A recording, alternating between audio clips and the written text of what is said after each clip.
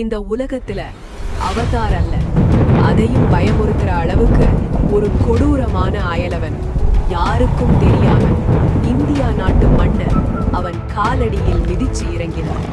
மானு சரிந்தது, சிங்கம் சாய்ந்தது, கரடி ஓடியது, புலி மறைந்தது, வானத்துல பறந்த பறவைகள் கூட அவன் நிழலுக்கு பயந்தது. இந்திய அரசு போராடியது, ஆனா அவன் சக்திக்கு யாராலும் ஈடு கொடுக்க முடியல. நொடியில்தான் தமிழ் தேச மண்ணிலிருந்து ஒரு ஒற்றை வீரன் எழுந்தான்.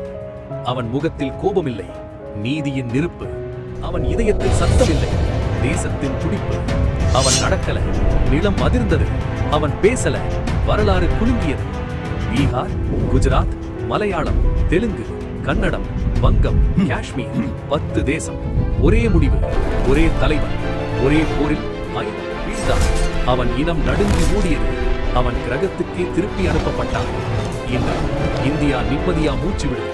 காடுகள் உயிர் பெறுது, மக்கள் சிரிப்போடு வாழ்கிறார்கள். ஏனெனில் தேசம் அழைக்கும் போது ஒரு தமிழன் எழுந்தான். அது கதை இல்லை, அது வரலாறு.